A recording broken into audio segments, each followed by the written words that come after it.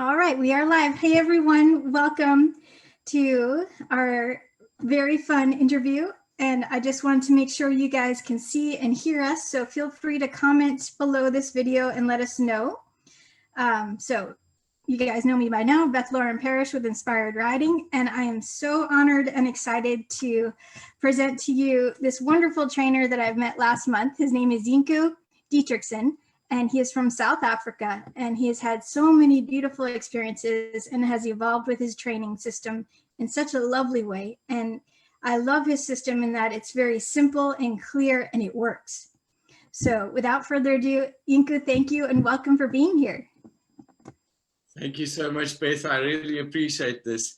And we are all looking into the same room through different windows. Isn't it amazing to think that we have this technology available to us, that we can actually communicate with one another literally all the way around the world? So I am so happy that this is available to us and that we are able to share with one another so many different and exciting journeys. And every journey ultimately starts somewhere. So for me, my journey started many, many, many years ago when I was a young boy. I was 7 years old, and this is the day that my journey started. We used to go and travel to my grandmother's farm every second weekend on a Friday afternoon, and halfway there is a picnic spot, and we used to pull over and have a picnic here, our family together. And this specific afternoon, this donkey strolled up to us, and I said to my dad, I really would like to ride this donkey. And my dad said to me, but you do not know if this donkey is rideable. And I said to him, I'm sure that if the donkey hangs around with us, then surely it must be rideable. So he did what I asked and promptly popped me onto the donkey's back and stood back with his camera to take this photograph. The donkey literally walked 5 steps and then bucked me off into a barbed wire fence. Oh, no. And so I was hooked for life. And so at this specific moment is where the I Can philosophy was born. And the I Can philosophy ultimately at face value is all about overcoming self-limiting belief. But at a deeper level, it is actually an acronym that stands for improve, change, adapt, non-stop.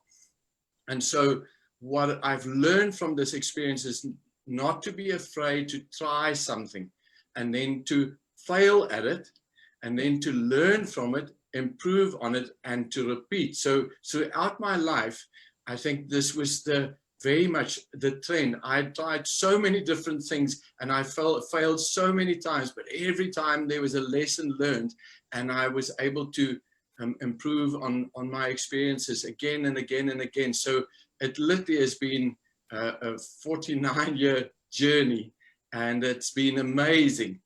So what happened is, what I would like to do is share with you 3 journeys in 3 stages. So basically, let's say from 1990 to 2000, from 2000 to 2010, and then from 2010 to 2020. 3 journeys, 3 mindsets, and 3 tools that I use because of the mindset. Ultimately, you land up using a certain tool, and then the 3 lessons that I've learned from it. So the first journey that I was on, I call using hardware and training horses from the outside in.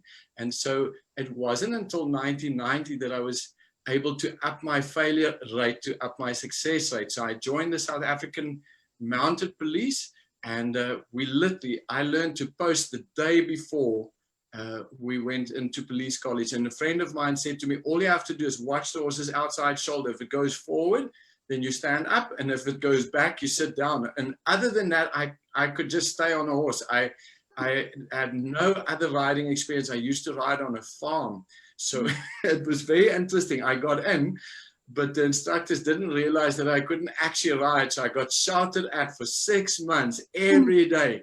And so it was a steep learning curve, but I learned a lot. And then after the police college, I volunteered to become a farrier, and that was a 3-year apprenticeship. And part of the apprenticeship, we were in the Roman Ride display group, and I'll show you some pictures of that if we have time. But one of the fundamental lessons what I've learned at that stage, and I'm going to quickly explain this, is that when we sit on a horse, effectively your bit, your reins, and your legs create a rectangle from a bird's eye view. And this rectangle is something that the horse can feel, but the horse cannot see it. And so I landed up calling this the invisible box. Now, in the rider's mind, because we're sitting on the horse's back, we think that our hands, our seat, and our legs move with the horse. But from the horse's point of view, this invisible box actually moves with the rider, and the horse is constantly trying to find neutral in the middle of this invisible box. And I have done so many different things, tried so many different methods, and it was all based on using this invisible box to effectively manipulate the horse's body from the outside in, instead of actually realizing that there's more to it. And so I'm sure you've heard this quote before. It's like, if you only have a hammer, then everything starts looking like a nail. So this was my tool that I had. And my dad has got a very beautiful saying that says, if you don't know that you don't know, then you just don't know. So I didn't know any better. These were the tools that we got given. These were the tools that we got taught. And I explored. But I think the one thing that kept me going was every time I saw the horses stressing and that they weren't happy, deep down, I thought there must be a better way. And I think that's what kept me going. So every time I got stuck, in the back of my head, there was this little voice that says, there must be a better way. And so one journey ends and another begins. So the next journey was basically started in 1999. And in 1998, I took some clients out on an outride in a pine forest, and we were galloping in a pine forest, and I was riding at the lead with my horse, and a reed buck, I don't know if you guys have reed buck in America, but it jumped in front of me about five meters in front of me, and my horse literally stopped dead. And instead of flying over the horse's head and falling off, I landed up sitting down very hard into the saddle, and I fractured my lowest vertebra in 2 places. And the specialist said to me, I would never be able to ride again. And if a horse as much as jerks me on a lead rope, I can be paralyzed from my pelvis down. And so I said to them, but this is my life. This is what I do for a living. And they said, we suggest that you change your vocation. So that was quite a big shock to me. And so in 1999, Catherine, my wife, and myself bought this little Arab colt together. And the day that he arrived, Catherine walked down to the paddock to go and feed him. And the next moment I saw her running back up to the house. And I said, what's wrong? What's wrong? And she said, Zamora tried to attack me. And I said, what did you do? And she said, I threw the bucket down and I just jumped out of the paddock. She said, you better go and sort it out. And I said, well, I know how to do this the tough way, but I want to try something. I would like to see. And I remember I still had in the back of my mind, I cannot be jerked by a horse because I can be paralyzed from my pelvis down. So I landed up training Zamora with food to lower his head and walk backwards. And 3 weeks later, Catherine was able to go into the paddock with a bucket of food, and he would approach her, lower his head and walk backwards. And we didn't know anything about clicker training or how to use secondary and primary enforcers. It was literally just saying every time he does a desired behavior, reward him. Every time he does an undesired behavior, just use a little bit of pressure. So it was very interesting to see how well this worked. And I said to her then already in 1999, we are onto something here. So I was very, very excited about that. And we landed up training him to do all sorts of amazing things. So Catherine trained him to lie down with no ropes, no hobbles, nothing. It's like this was trained literally just in increments to train him to lie down. So it was fascinating to see how relaxed he became. And then when I started studying it a little bit further, I discovered that there's something that's called the autonomic nervous system, which is something that Pavlov discovered right in the beginning of the 1900s. And the autonomic nervous system, quite frankly, regulates all our subconscious bodily functions. So our heart rate, our liver, even our kidneys, and our breathing, if we don't think of it, is regulated by the autonomic nervous system. And it's got 2 branches like a seesaw or a scale. So on the one side, we have fight or flight, the sympathetic side of the autonomic nervous system, and there's normally a stimulus in the environment that triggers one of the 5 senses, one or more of the 5 senses, and then there's adrenaline and cortisol stress hormones are released in the horse's nervous system. All the blood goes to the muscles, the head comes up, and the horse is now in flight mode. But the interesting thing is anything that you try and teach the horse, actually, the brain is not wired to learn anything, and I'll explain that a little bit later on, because the brain goes into energy saving mode, because obviously learning and making new connections in the brain takes a lot of energy, and it's quite a slow process. So it basically shuts down the learning side of the brain, and then it just is focused on survival. Whereas on the flip side of that, so this here you see the blood going out to the muscles, the horse's head and neck comes up, pupils dilate, back muscles become contracted, and there's no way that the hind legs will swing forward and underneath the horse. So on the flip side of that, in the parasympathetic state, when we give a horse something to eat, the mouth quite literally tells the brain, food is on its way. The brain then says to the body, but the blood cannot be in the muscles for fight or flight, and in the intestines for rest and digest at the same time. So it redirects the blood back to the intestines, and ultimately when the blood goes to the intestines and the horse is in the parasympathetic state, this is where learning takes place at the same time. So this is really important to understand, and that's something that I learned after the effect. So first I saw this amazing thing that I didn't know even why it worked. I just knew that it worked, and then started discovering why it worked. So I was very excited about the learning that took place. And then in 2004, I got asked by the South African Lipizzanas. It's the only Lipizzaner center outside of Vienna that is recognized by the Spanish riding school. Oh, wow. I was asked to train 2 Lipizzanas to take Cinderella on stage, and we had more than 1,000 people in the audience every night. And when we made a turn, we would literally make a U-turn, and we were about 2 meters away from where the band was sitting. So you have to appreciate how much training I had to go in to get these horses used to this.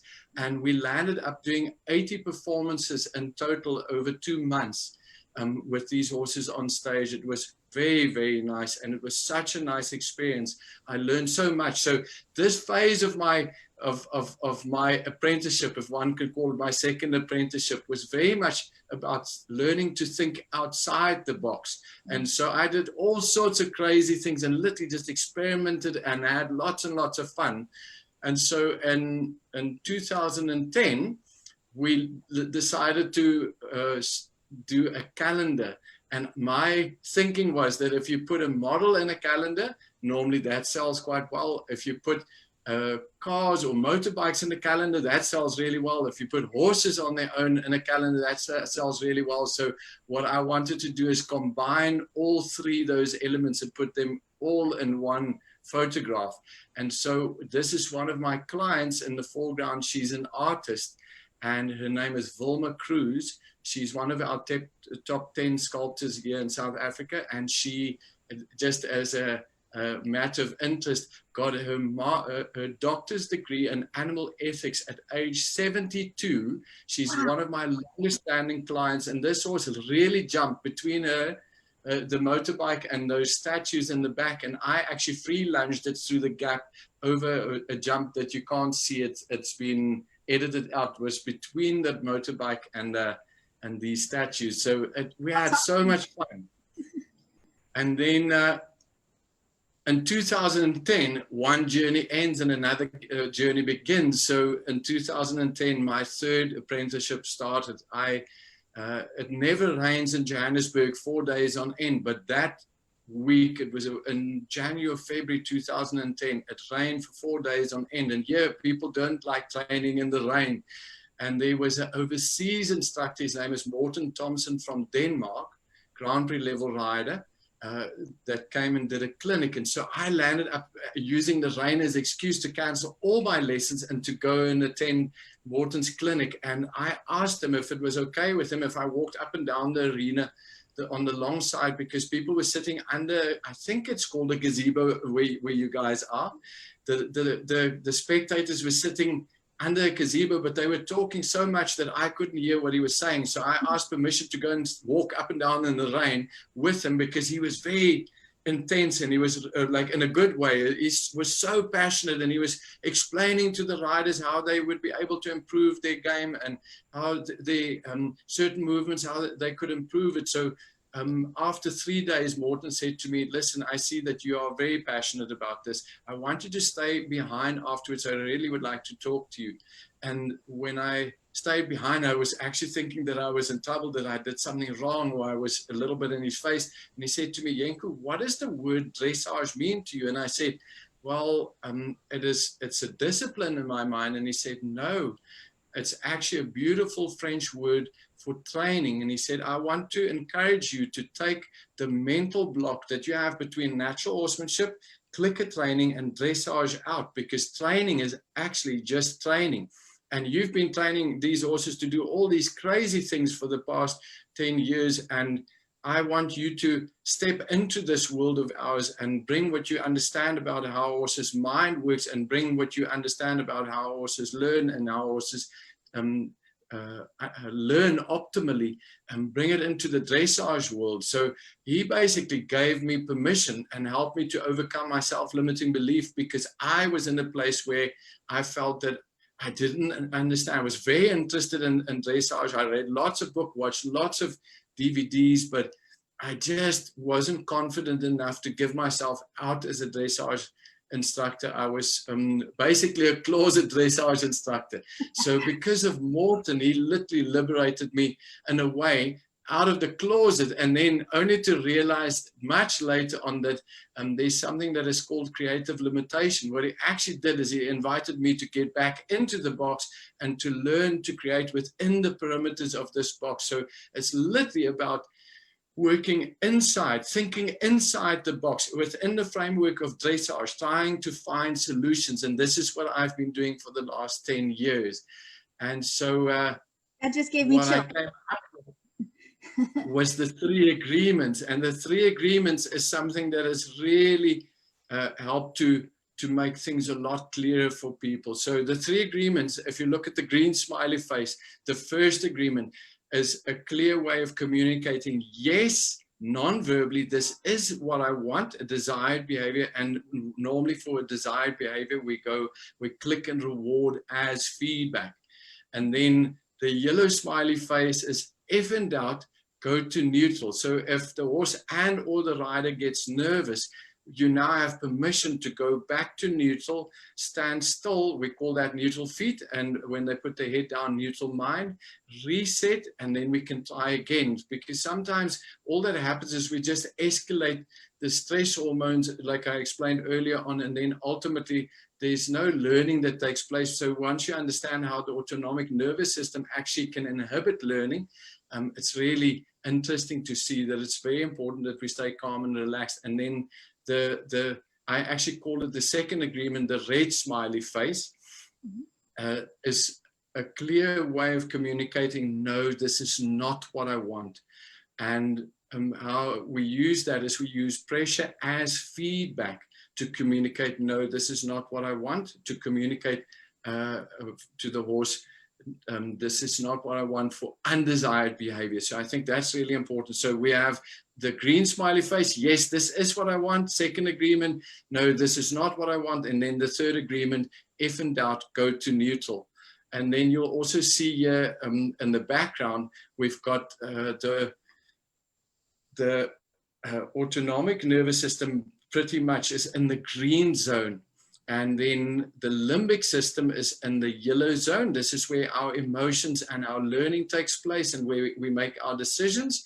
And pretty much for horses, they have the green zone and the yellow zone, but they don't have the pink zone. So the pink zone is the human brain, and the human brain gives us the ability to problem solve. It gives us the ability to use language, and it also gives us the ability to use our imagination. So we can think in the future and we can think in the past. And so there's something that we call mind wandering. And when we mind wander, it's similar to having up to 150 browsers open on your computer, and we're constantly hopping from one to the next, to the next, to the next. So we're hardly ever present.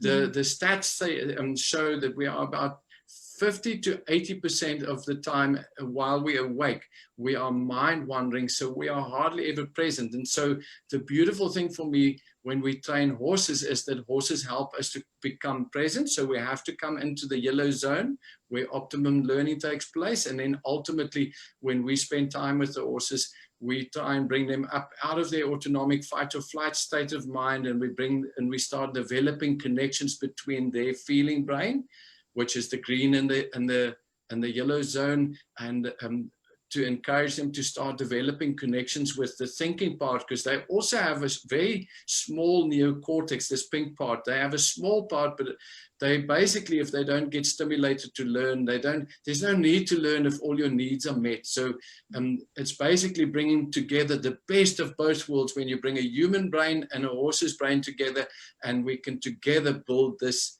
yellow band. This is where flow state happens. So that is my three journeys. And so the first lesson that I've learned was the invisible box. And ultimately, I find it quite ironic that we train animals that go into pressure with pressure, and yet it's the tool that we currently use because we just don't know any better. So at the time, I didn't know any better. And then my second apprenticeship, when we were training, when I was training from the inside out, when I discovered that the horses actually got a brain. And then after more research, I discovered that you can train that brain. So that was fascinating. And then my third apprenticeship, the lesson that I learned is how do we use the invisible box and the three agreements, the way that the horse's nervous system is hardwired, and how do we use this with more fine skills, because ultimately we're not just going to go and throw our saddles and bridles away and start riding bareback and bridleless. We're just not there yet. So there's a little bit of evolution that still has to take place, and I honestly believe that we can close this gap, but one has to have deep understanding, and you have to understand how to use both those tools in order to build this connection here in the yellow. So thank you so much. It is such a privilege to be here this afternoon, or this morning for you guys. For me, it's this afternoon. So you can fire away. I am ready. Evening, morning, afternoon, whoever's watching, which is pretty exciting. We can just say we're time travelers, right? So. Yeah. Oh my goodness. Well, thank you so much for that introduction and sharing your story. I always find that so fascinating, how everyone evolves and finds their way. So my first question, I have a bunch from my group and I have some for myself. So my first question would be, is there one horse that stands out in your mind that has had a significant transformation through your system, through your training? I would venture to say that it was Zamora. It's like this little Arab. So because for me, it was so radical, as like to see the transformation, because this horse was basically a colt, and he was very nippy. And I think that initially he learned to do that, possibly in a herd where they would bring in, let's say, 5 buckets of food and just put it apart, a little bit of a distance apart, and he obviously was the more dominant one, so he was just chasing all the other horses away from their food.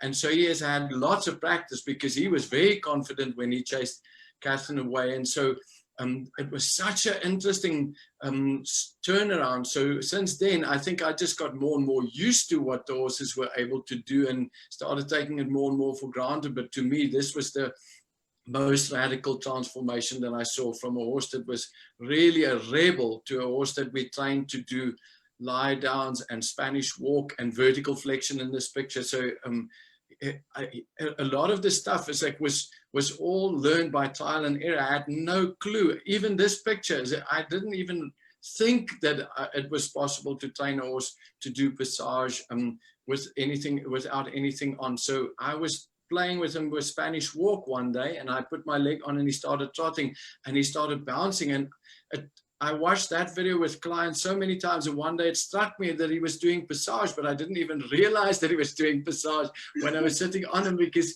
it was just, I was just playing around and having fun with the horse. I didn't have, like, know very much about dressage in 1999. So yeah, I think Zamora was was the one horse that really, the transformation was really radical. That's beautiful. I'm so glad you had that experience. Very much. It's like, I'll tell you what, if it wasn't for him, we wouldn't be here. Well, thank you, Zamora. So good. So my next question is, do you have, this is from one of my members in my group, do you have suggestions on how to motivate a horse, like especially if they're maybe tired or just don't have their mind into it, kind of thing? Just ask the first part of the question again, please. Yeah, do you have suggestions on how to motivate a horse? Okay, so what I'm going to do is I'm going to scroll up and down a little bit, because I have some really interesting things that I've prepared here at the bottom. Cool. And so in terms of motivation, it's very interesting to play with. Let me just try and get to it. So unfortunately, I can't skip straight to it.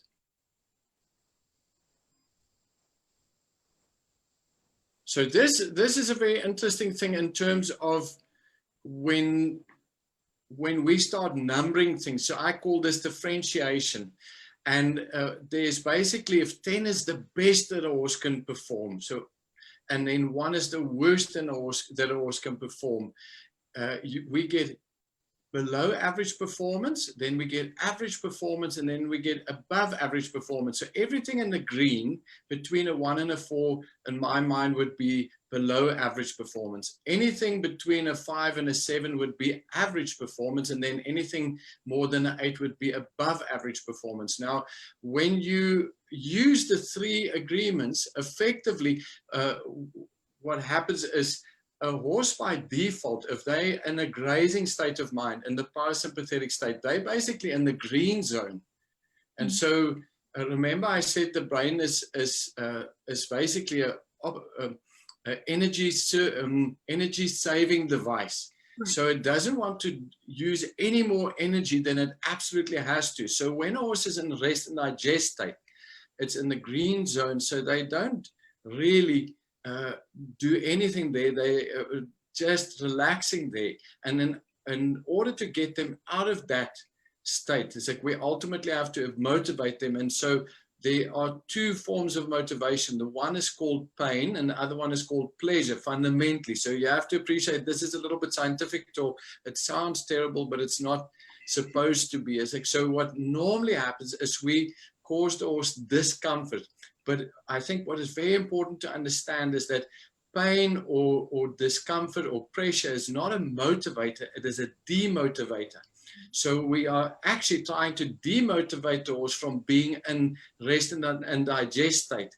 And so we're trying to help the horse to go into the yellow zone. And if the horse enters the yellow zone, that's normally where we use release as feedback. So just to use simple language for it, is like we use pressure as feedback to demotivate the horse to come out of the rest and the digest state and take action, start moving, do something. When it goes into the yellow zone, we use release as feedback to let the horse know, well done, good for trying. And so we open up this, the 3 agreements already starts opening up in that way. And the important thing is to be very consistent. What I find, unfortunately, is that often humans are not happy with just average behavior. So we're constantly trying to push the horses here towards an 8, which means that we really have to put quite a lot of pressure on them. And then the horse basically becomes demotivated. So to quickly give you an example of it, if you think of just standing inside the invisible box, it's got 4 sides.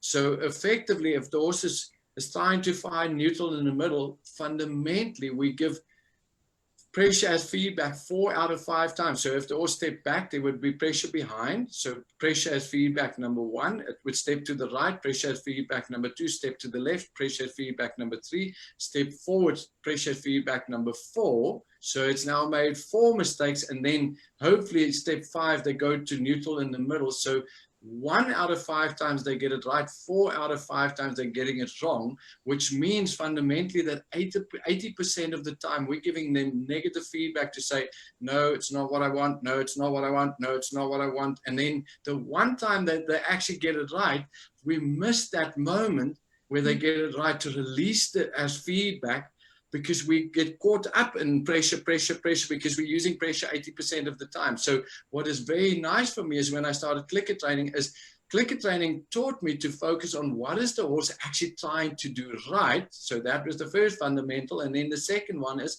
to mark the behavior the moment the horse gets it right, and then to give them a reward. So it forced me to take the pressure off the horse, because the moment you click, you then look down to find your reward bag, and fundamentally, as you look down, you make your body language softer, you break eye contact, and then you give the horse a reward. So the horse learns by pattern recognition, and they start seeing, wow, there's pressure, and there's a clear release of pressure. And to make it even that much more clear, is we now have a very clear way of communicating, yes, absolutely, this is what I want, in a very precise way. And I think that was profound for me, because we were then able to not only mark the correct behavior, but we were also able to use our motivation more accurately. And so I landed up using pressure and release even more accurately, because of the fundamental principles that I learned from clicker training, to focus on what is the horse trying to do right, to focus on the 20%, focus on the 1 out of 5 that the horse is getting right, rather than the 4 out of 5 that the horse is getting wrong. That's beautiful. And it goes into the next question. It really helps the human become more aware of every little thing that your horse is offering, right? So I know we talked about this the other day, but would you like to share how it actually helps the human brain get better as they do these kinds of exercises with their horses? Yes, very much. I love that question. As I said, let's see if I can go into a little bit to talk about. So we have a language brain, which is the pink part, the bigger part. That's the neocortex. That's our language brain, problem solving, imagination, all the stuff that horses cannot do happens in the pink part of the brain. And then we also have an emotional brain, and it's very interesting to explain it a little bit from a baby's point of view. When we are born, we are literally this bottom part of the brain here that you see with the 3, the green, the yellow, and the red. So we are literally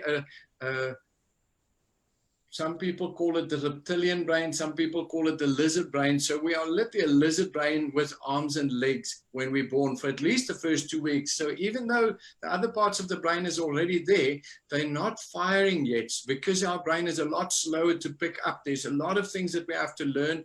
Our brain is ultimately, or our head is quite small, because we, as a human, you have to fit through the birth canal. It's like, so it's, our brain actually develops after birth, whereas with a horse, the brain is pretty much fully developed by the moment that they're born. So that's why they can get up and start moving around within not minutes, most probably an hour or 2 after they're born, whereas a human is pretty helpless for the first year of their life. So while the baby is lying there, the baby is pretty helpless. And for the first year, we don't think that the baby is learning anything, but an actual fact, the body and the brain is trying to connect with one another and trying to reach out to one another. And so the baby makes all these fumbly little movements, and they stick their hand in their eye, and they stick their foot in their mouth. And so the body and the brain is making all these amazing connections.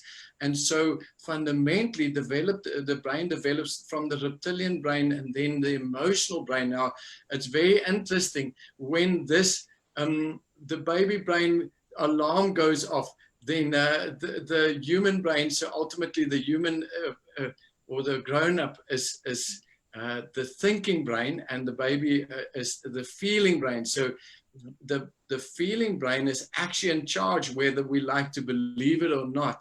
So, and if you just watch parents, it's like when a baby's alarm goes off and they go, wah, the parents come running. So as much as we would like to believe that we are in charge, we are actually not in charge. It's this baby brain, this feeling brain here at the bottom, and the emotional with the smiley face and the upside down smiley, the happy and unhappy face. That's the part of our brain that is actually in charge. And if this part of the brain is not trained correctly, it's like it can become dysregulated, and then the connections that are made with the neocortex becomes, as a result, become dysregulated. So it's so important to develop the brain from the bottom up. And so for me, I'm going to show you, I think, let's just see if I've got it. I'm going to just go a little bit further and see if I've got something to show you what happens if the brain is dysregulated.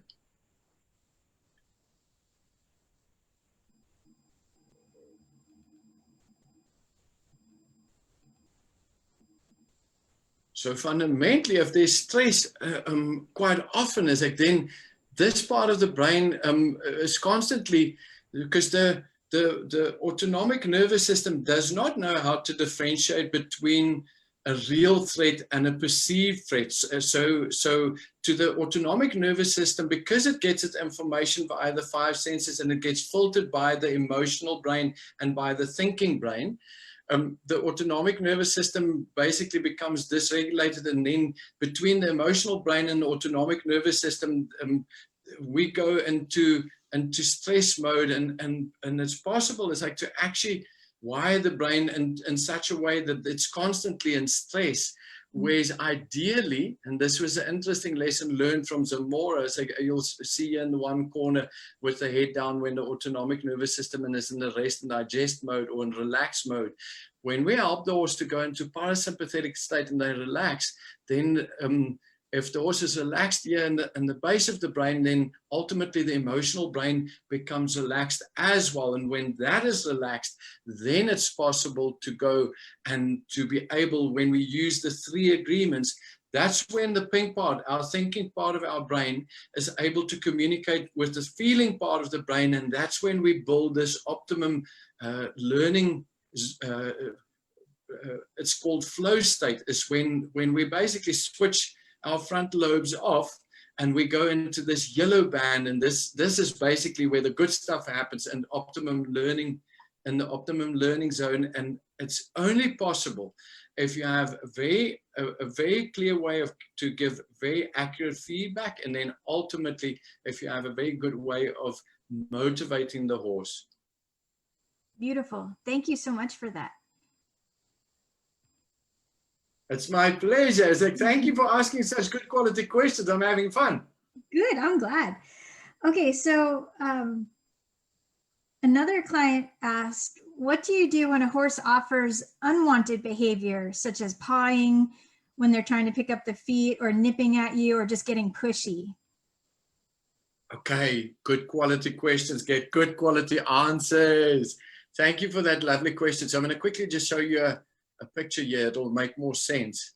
Okay. So normally we start over the stable door. There's actually a chain across this door, but it's better to start over the stable door, and we set up the 3 agreements with a cone. So what I would suggest you do is, if you put a doormat about 1.5 meters away from your stable door, so your horse cannot physically reach your body, and then you put your reward bag, you can strap it on. I'm going to just show it here. It's like the reward bag is like a chalk bag that we use, and we put our rewards, we strap this around our waist, and I put it behind my back so it's there where the horse can't reach it, and then I hold my cone out towards the horse. Now the idea is to train the horse to touch the cone, and only if it touches the cone do we make this noise. And the noise quite literally means yes, this is what I want. So it's unemotional, it's audible over distance, it's very precise. And what happens is the horse goes through this process of elimination where they fundamentally give you 5 answers. So let's say it's a multiple choice question. So there's 5 potential answers. So it's asking, can I paw the ground? So first answer, can I paw the ground? And we literally stand and we do nothing. Then can I look over to the right? No answer. Can I fiddle with the latch on the door? No answer. Can I try and stretch towards you and pull my ears back? No answer. Can I touch the cone in your hand? Yes, have a reward. Now, ultimately, remember I said we go try, fail, learn, repeat. Try, fail, learn, improve, repeat. And we run the cycle over and over again. As you do it again and again, instead of your horse offering you 5 different answers, they land up in time through this process of elimination, going down to 4 potentials, eventually 3. 2, eventually they don't do anything else. They just touch this cone in your hand. And so we can use just the first agreement to train the horse what it is that we want.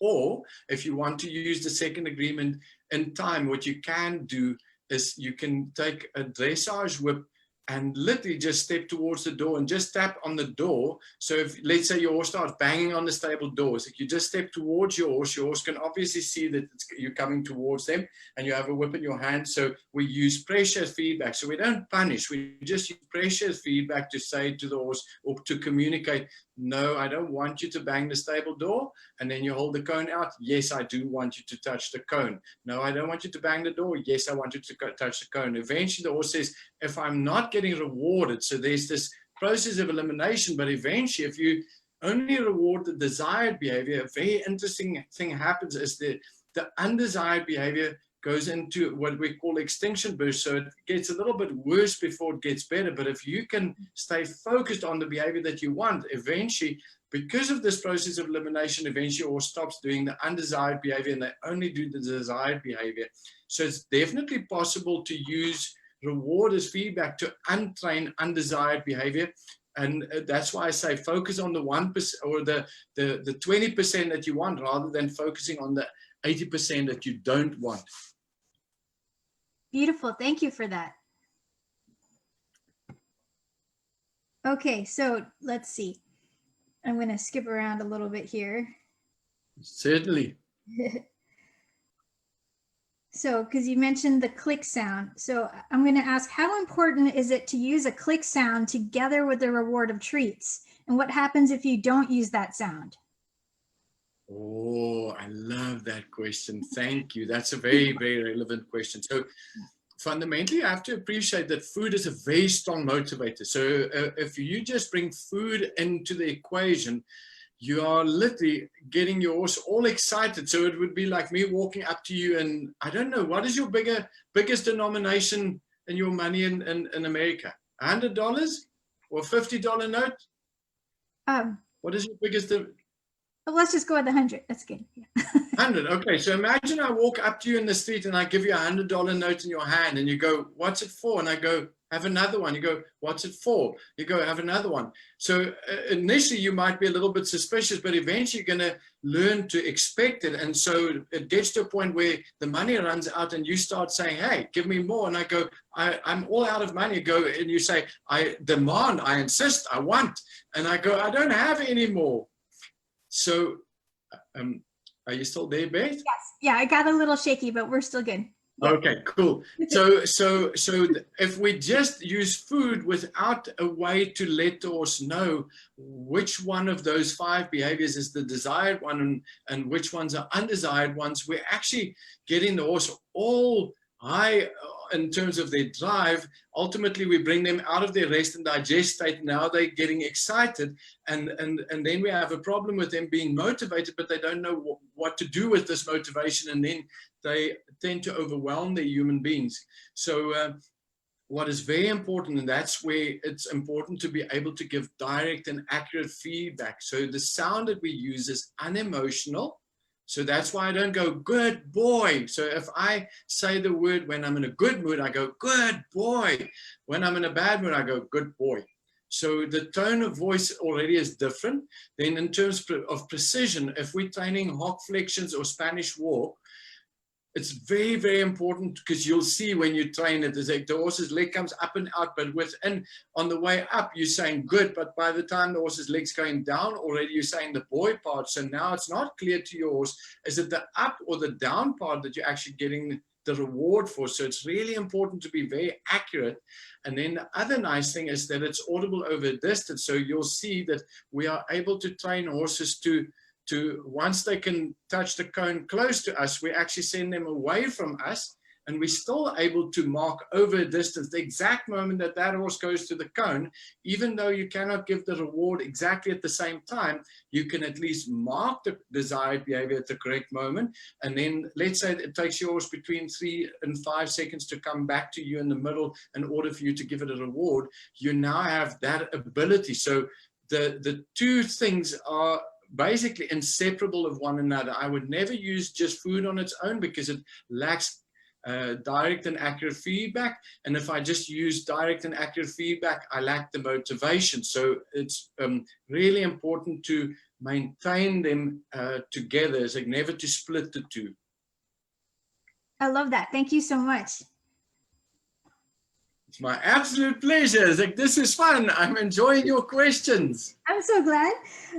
Okay, so one of my friends, Crystal, she is asking, so she trains with treats under saddle, and she wants to know, is it okay if they take the treat and then walk off before being asked to walk?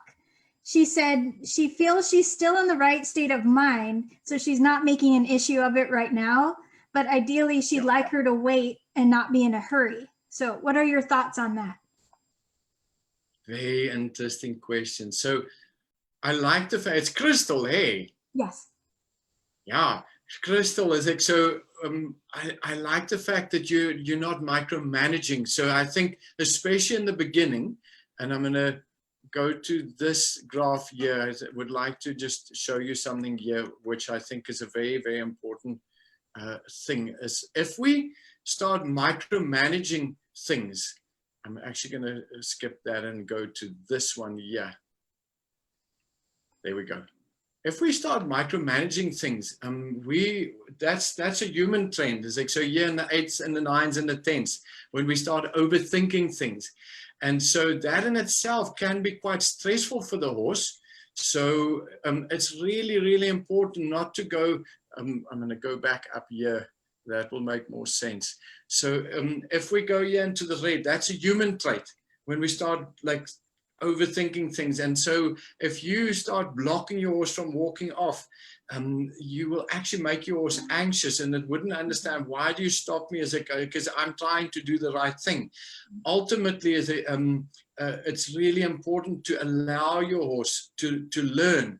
And if you allow them to experiment in time, you can maybe start suggesting to your horse to stand still. And something that you can do is you can even put a mat, and maybe we can talk about the mat. Maybe you could show a video of that just now, Beth, is you can train your horse to stand on a doormat just while you're on the ground with a halter on. You train your horse to stand on a doormat, and then put it on X in your dressage arena. And then when you come into the arena, spend 3 minutes on the doormat and literally just stand still on the mat and click and feed your horse for standing on the mat. But you have to train the answer first before you ask the question under saddle. So I would train the answer on the ground first, and then I would transfer it under saddle. So there's a way to train your horse using positive reinforcement to stand still and wait for you, rather than as it walks off to use the invisible box to say, no, don't walk off. To focus rather on what you want instead of to focus on what you don't want. So I love the way that you're already thinking, that you say, I'm allowing it to happen at the moment because it's not the end of the world if your horse starts walking off. For now, ultimately, when you're in a dressage test, you want your horse to stand still and wait for you. But that's just something that you have to explain to your horse.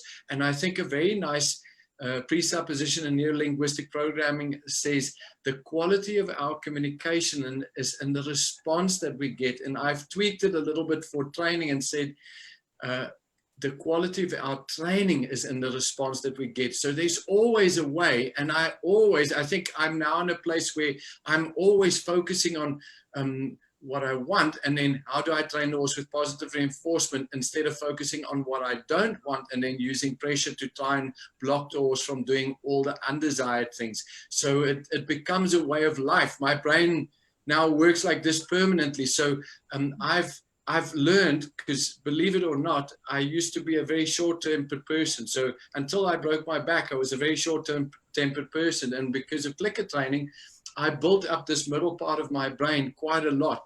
And it has been interesting now looking back 20 years ago, is like to see how different I am now to the person that I was then. And it's literally because every time you click and reward your horse, you are not just clicking and rewarding and training your horse's feeling brain, you are actually clicking and rewarding your own feeling brain, because ultimately if you click and reward your horse must have done something right, and it means that you must have done something right to set your horse up to succeed. So can you see the positive feedback loop that is set in motion? And every day we run this loop, thousands of, if you train 8-9 hours a day, which is what I do, is that you have to appreciate how many cycles that we run this over and over again. So you're really feeding this this limbic brain.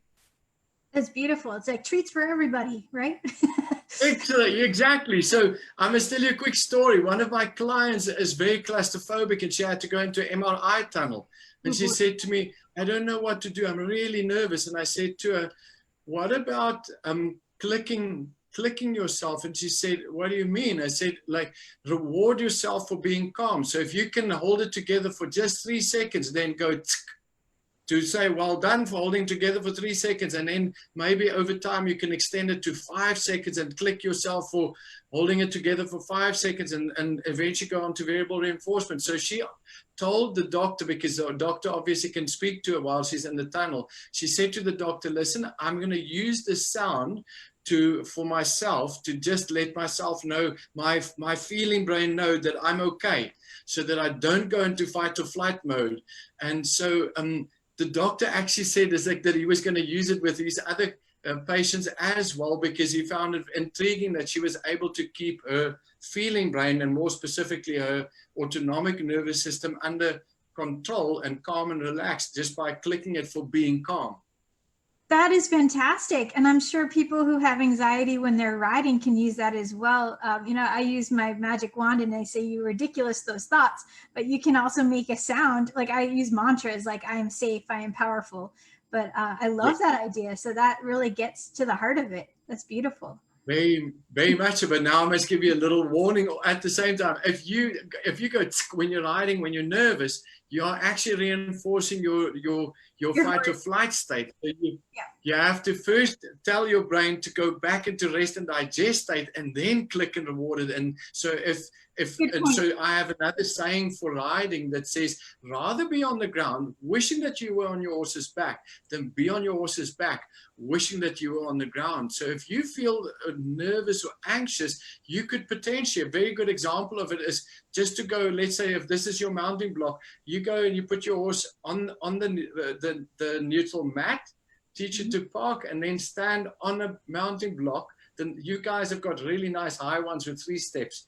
You stand on the mounting block next to your horse. So already step 1 here, you would be 33% nervous, 66% nervous, and here you would be 99% nervous before you get up on your horse. Hopefully not. So let's say 20, 40, 60. And then when you get on your horse, you really feel nervous. So it would be really nice if you can incrementally train yourself to be calm at level 1, then calm at level 2, calm at level 3, calm standing next to yours on the left side, calm standing next to yours on the right hand side. And only if you feel that you can be calm in all these different positions would I go and I would actually get on.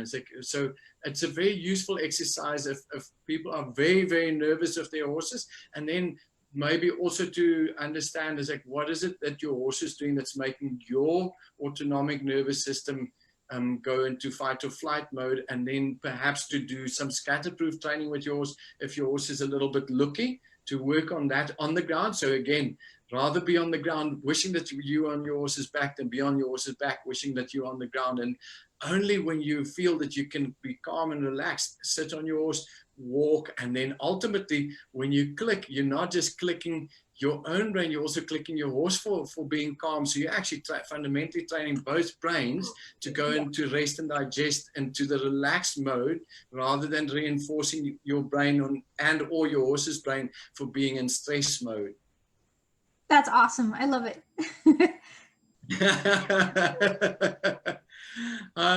You are so nice, Beth. Thank you. Okay, so let's see what is next. Okay, here's one for you. What is a question that you get asked often, and how do you respond? You know what? One of the ones is that I have, especially when I present talks, live talks to people, when I have a live audience, not live on Facebook or Zoom, is I often have people making the comment, but I want the horse to do it for me. I don't want the horse to do it for the treats. And it's something that I think is very important to address. So ultimately, when we go into this place here, the performance is something that is fundamentally something that we do in our thinking brain. So we live in fictional reality. So ultimately, if you are striving to go to the Olympics, in your brain, you can imagine what it is going to be like to be at the Olympics, what it is going to be like to win a gold medal, and you can ultimately break the process down into smaller learnable steps. And so we have this whole process mapped out in our brain because we have a thinking brain.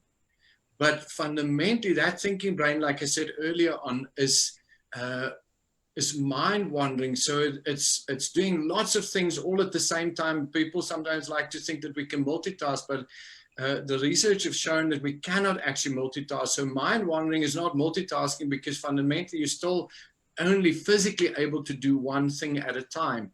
And so what I find very interesting is that people tend to overlay, they bring all that into a situation where they're supposed to be present with their horse, and they're supposed to give the horse one task and then repeat it until the horse has gone through the process of elimination, until the horse is limited or narrowed it down, all 5 answers just down to 1. And ultimately, only when the horse has narrowed it down to 1 can you really start building the myelin sheath. So the question that I normally ask people, if you say that you want the horse to do it for you, do you take your halter and your lead rope off? And they go, of course not. It's like, well, horse has got a halter and a lead rope on, and then it might sound quite harsh. It's definitely not meant in a horrible way. But if you still have to use a halter and a lead rope on a horse to do it for you, the horse is not doing it for you. Your horse is actually doing it to avoid the pressure that you are able to put on your horse via the rope and halter. So that's really, really important to understand. So as much as we would like to think that the horses are doing it for us, they are actually working to avoid pressure, and then they're working to obtain pleasure. So fundamentally, when we talk about what's happening here in the autonomic nervous system, the autonomic nervous system is either demotivated by pain or motivated by pleasure. And then there's obviously different techniques that we use to either demotivate or to motivate, but fundamentally we're trying to get those to come out of this rest and digest state and go into the optimum learning zone, and something obviously has to happen. So it's like boiling water. Water doesn't boil by itself. You have to heat it up for it to change state and for the particle to start vibrating faster. It's like, so ultimately the brain needs to needs to be energized in one form or another to make new connections. And I think that's really important to understand, is that the horses are fundamentally the same as us. Pleasure seekers and pain avoiders. It's like, so we are most probably motivated fundamentally by very similar things when we talk about needs and wants. we have the same fundamental needs. We need food, we need water, and we need shelter. So those are the same things for humans and for horses and our feeling brain, but it's our thinking brain that goes beyond that. And we start talking about what we want as humans, but there's then a disconnect between the feeling brain and the thinking brain. So that's what's so beautiful about training a horse, is it helps us to really build this yellow band here, is like to build the connections between our feeling brain and our thinking brain, and build up the flow state. So the connections between the feeling brain and the thinking brain is where the good stuff happens. And a horse ultimately helps us to become present in the moment, and to not multitask, and to not mind wander, and to really almost in a way, it's like being in a meditative state when you train in this way. So it's beautiful, and it definitely helps to build up the limbic system. Wonderful. Thank you for that. So I think, let's see, I have a couple other, we get into a little bit more specifics. So this is just a real basic question about clicker training from the saddle. She wanted to know, does the trainer on the ground click and reward for the rider with a clicker, or is it a click sound enough? You know, just like the basics, like how do you explain to people that you can use clicker training while you're riding? Very nice. Do you have a name? What is her name? Oh, Just asking the question. Her name was Rebecca. Rebecca, good quality questions, get good quality answers. So ultimately, the rider can do the TSK sound. So I used to experiment with a clicker many years ago, but what I have found, so let's say for instance you put it around your wrist like this. So if you have one with a wristband, you have it like this, but I often found that my clients were dropping it and holding their reins and their whip, and so they had to try and reach for it, and then they would click at the wrong moment, and so your timing of your click is paramount. It has to be at exactly the right moment. It can't be after the effect or before the actual desired behavior, otherwise you're going to confuse your horse. And so fundamentally it would be connecting a red wire with a blue wire. So it's really important to line up the cue with the desired behavior for your horse to make that connection in their mind. So the timing of it is very important. And so I landed up, I no longer use a clicker for many years now. The other reason is a clicker, I'm sure you can hear, there's one click when I depress it, and there's a second click when I let go. So there's actually two clicks. So you actually lose the accuracy. So as the rider, you can let it go, and then you ride with your reward bag on, and our reward bags have actually got like a piece of bungee cord, so we can choke the bag. It's a bit dark, I don't think you can see it, but we can make the opening here quite small so that the pony nuts don't bounce out, so you can ride. Ultimately, as you click, your horse is going to stop dead and say, where's my money, and bring their head around and ask for the reward, which is fantastic. So that means that your horse knows why they're getting rewarded. Right. So normally as the instructor, I stand in the middle. I don't have rewards on me. The rider has the rewards and they click. So I will go and stand in the middle and say, that's a really nice canter on the right lead. I would click that. And then they click, they make the TSK noise. So what's happened by making the TSK noise with our mouth, we still have a direct and accurate feedback. It's still audible over distance, but now it's more for my sake to hear whether my client is actually clicking at the right moment. So that's the beauty of it. And then it's unemotional. So it's not, because if we, it's all good and well when you're happy and you're going, good boy. But then the problem is if you're not in a good mood, your horse can obviously pick up on your tone of voice. And so we're really training ourselves to take the emotion out. Not that good emotion is a bad thing, but we land up as a trainer and a trainee, you land up trying to impress your teacher. Instead of it being about the learning, it becomes about trying to impress your teacher.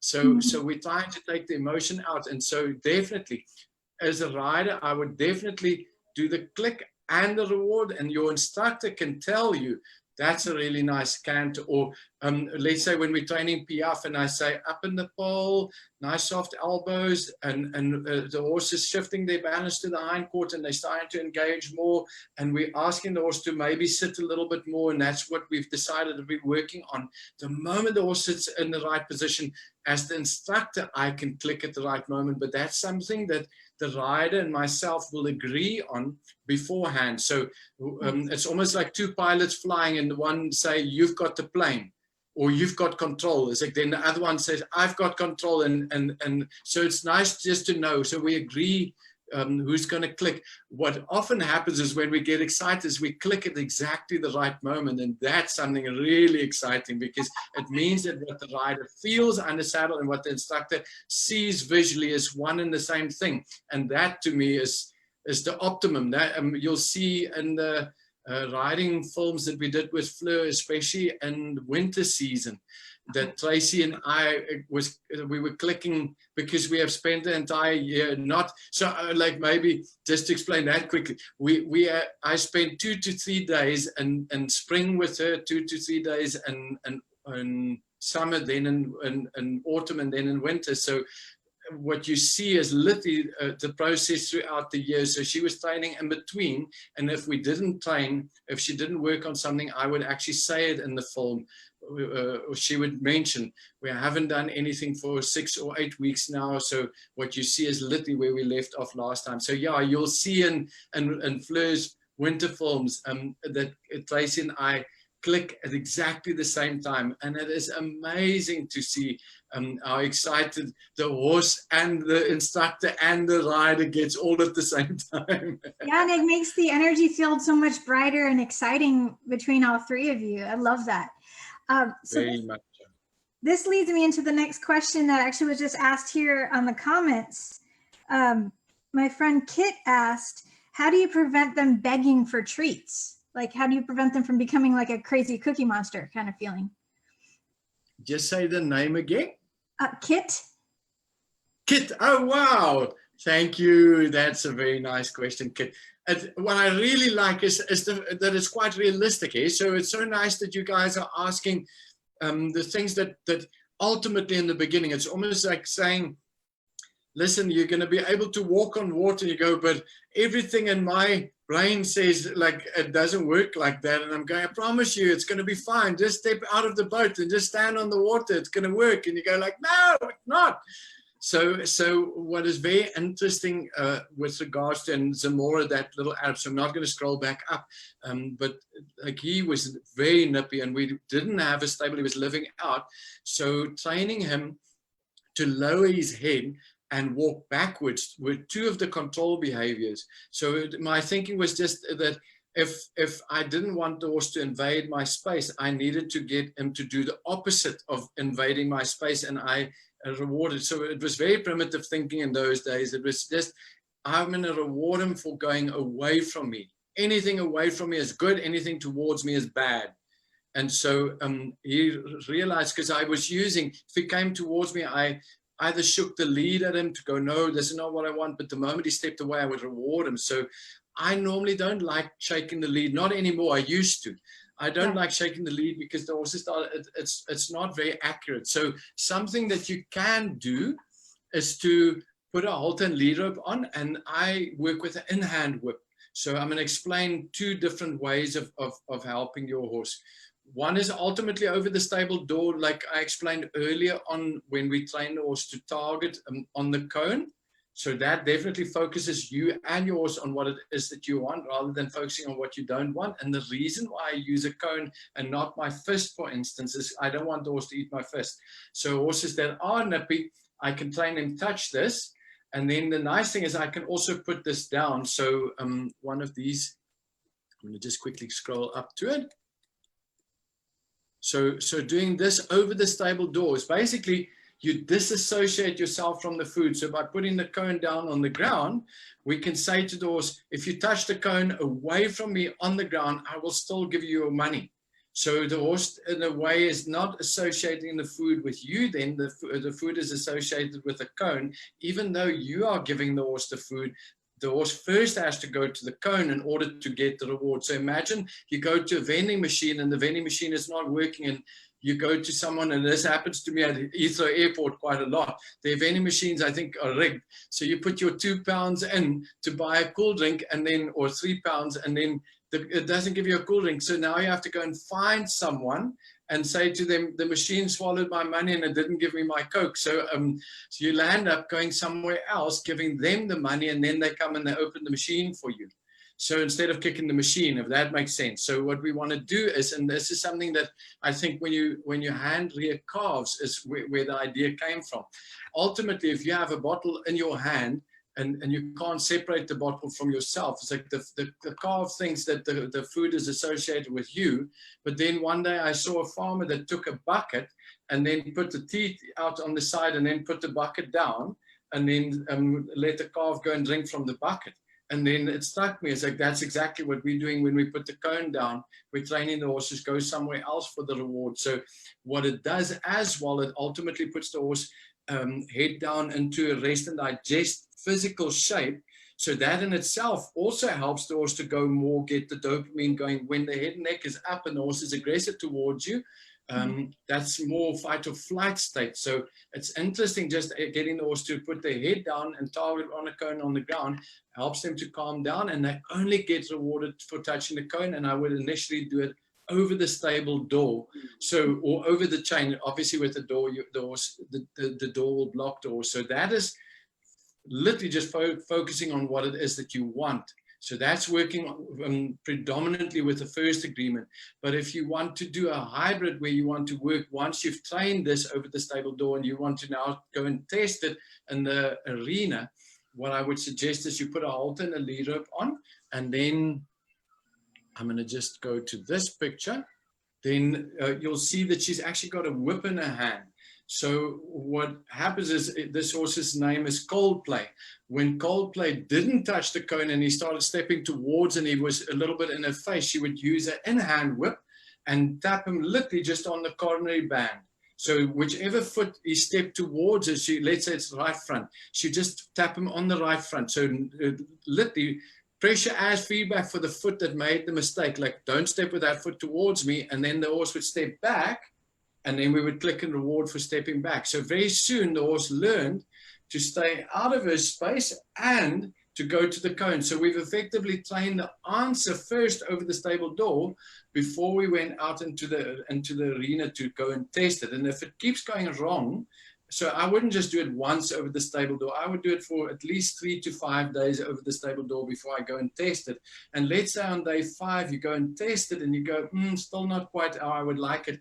Go back to the stable for another 2 or 3 days and really train your horse to answer before you're setting them up in a place where potentially they can fail. And then we'll end up having to use the stick or shake the lead like this. I don't like doing this. I think it's really important for the horse just to learn what is the appropriate response when we have food on us. So I love it when they're super motivated, but they can actually stand still on the mat, and I will give them lots of rewards when they're standing still on the mat or when they're standing touching the cone. And they can touch this cone anything between 5 and 12 times per minute, which means that every 5 to 12 seconds you're going, yeah, you're doing well, here's some money. Yeah, you're doing well, here's some money. Yeah, you're doing well, here's some money. So the horse is of course not going to want to push you around if it gets a tap with the whip, if it starts pushing on you, but it gets rewarded if it goes to the cone. So definitely it's just helping your horse to, there's effectively 2 filing cabinets, one for desired behavior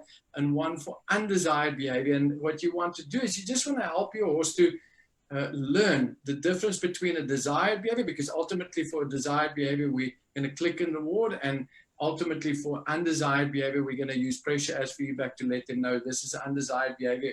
And as you run the pattern over and over again, horses are pattern recognizers of note. You're going to find your horse is starting to learn how to file the correct behaviors into the correct filing cabinet. And that's how we train horses all the way up to Grand Prix. I love it. Oh, so this brings me to the next question that's part of that. So say you're riding along and your horse just stops and starts looking for treats. Okay. Like they're begging for treats in that sense, like while you're riding. What would you suggest doing to help shift their focus? Okay, so that's an interesting one. Is it, what happens sometimes in the beginning, it's of course a process of trial and error. I like to think of it as a process of trial and success. So a horse might go, what if I stop? It's like, maybe I get some easy money. And sometimes it happens. The other day, Tracy posted a YouTube clip. It was very sweet. It's like she started walking and Fleur started doing Spanish walk. And then she said out loud, ha ha ha, it's not what I want, but I'm going to reward you anyway. And she went, and then she gave Fleur a reward. And then I had to give her feedback for it. And I said, I realized that it wasn't what you wanted, but you still rewarded it for it. So effectively, it would be like me holding up a flashcard with an apple on it. And I say, guess what fruit I'm holding up? And you say banana. And I say, yes, well done. Here's some money. And then the next time I hold an apple up, you say banana. I go, no, it's not a banana. So what is important is to train your horse what the lesson of the leg. So when we're working with young horses, first time that we get on, we effectively have to train them what leg pressure is. And granted, we've trained the answer on the ground before we get on. But if we put leg on and the horse is just standing there, we just keep the leg there. And we might even just touch them with the whip behind on their hind quarter. And the moment they take a step forward, we click and we reward them for taking that step. Because we have a very precise way of giving feedback now, we let them know. Leg pressure, the horse is asking, when you put leg pressure on, do you want me to stand? No, because remember I said pressure is a strong demotivator. So the leg pressure is actually demotivating your horse from standing. The moment your horse starts moving, there's release. And you can ultimately click and reward yours for asking the question. So does leg pressure mean you want me to walk forward? The answer is yes, have a reward. So then they stop. And I think that's where the confusion is a little bit. They immediately stop and they go, where's my money? But if you run that pattern again and again, the horse starts learning. The lightest leg aid, I go forward because you're going to pay me. And then in time, instead of rewarding them within a step or two, we start saying, okay, now you have to walk 3 or 4 steps, eventually 5 or 6, eventually 6 or 7, eventually between 10 and 15, eventually between 15 and 25. So can you see how I'm starting to say you need to do a lot more work, but I'm still only giving you $1? I love it. So you're just waiting for the right moments to treat, and that way they're not expecting it every 2 seconds. Very much so. And I think very important is you have to click. Without the click, it's literally like I said earlier on, me just giving you the money. So you actually have to let your horse know, here's my cue. Horse says, what would you like for me to do? Let's say back up. No, because pressure is feedback. Step to the left, pressure is feedback. Step to the right, pressure is feedback. Step forward, click and reward. And the horse might go through this process several times, but if you just stay very focused on what you want and you click at the right moment, very soon you will say, so when you put your leg on, I must go forward straight away. So much so that some of the horses that are not so motivated start going forward quicker and quicker, because the quicker they go forward, the quicker they get rewarded. So it's a very effective way of communicating with them non-verbally. Beautiful. That's wonderful. Thank you so much. I love it. Thank you. Okay, so now Kara, she asked, how do you reward at the canter? Very good question. So it's Kira, eh? Kara. Yeah, Karen. Karen, thank you. That's a lovely question. Karen. Kara, Kara. Oh, Kara. Thank you. Did I say correct? Yes. That's better. Kara, I was like, so ultimately, if we click, the horses literally stop dead. So if you were cantering really nice and forward, ideally you don't want to click for that. So it's the only time I'm going to break the rule that I said we never click without feeding and we never feed without clicking. So what I would normally do is I would ride the horse into the canter, and when the horse is done really well, I would go, well done, and I would release the pressure and I'll allow the horse to come back to a trot, to a walk, and then I slip it a reward. But like, what fundamentally happens is if you don't click, you are giving your horse a reward for what's happened in the last 90 seconds. And they learn very quickly that there's a more general reward and then there's a very specific reward. So I would suggest that you give it a general reward, only for the canter. I wouldn't do it under any other circumstances, purely just because we don't want them to slam on brakes and for that jarring action on their back. But also, and you'll see this in the winter forms with Fleur, when we were working on the canter pirouettes, I was helping Tracy, and we got Fleur to canter 5 strides, and then I would get it to click.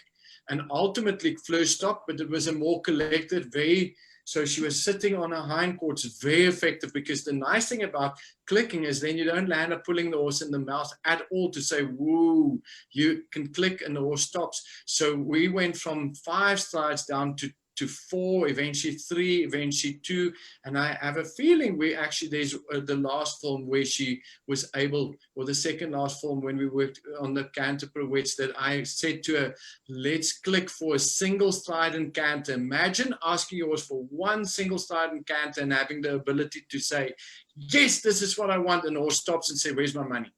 But only in collected canter. If you're riding the horse forward, I would give it a more general reward. I wouldn't click it because you don't want that jarring action. So everything in moderation ultimately, but I think that's the only time that I would be, where I would suggest don't click, just so that you don't sit down on your horse's spine very hard. I love that. And actually, I had been doing that intuitively. And I'm glad she asked that, because it clarifies that I was on the right track with what you're saying here. So that's awesome. Thank you.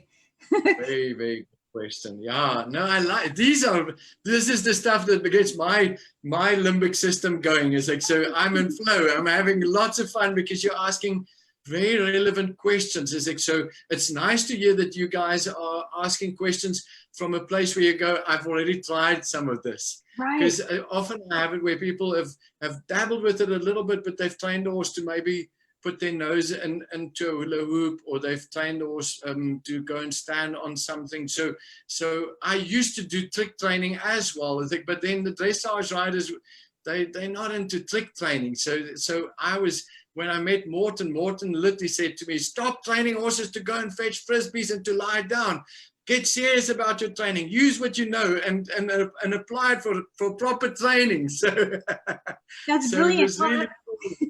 It's so wonderful, because then you can help them with their biomechanics, and you know that they're traveling better, and then they can carry their rider better. And that is ultimately what we want. We want the horse to feel like happy athletes, and to do it in this way is so beautiful and so kind. I love it.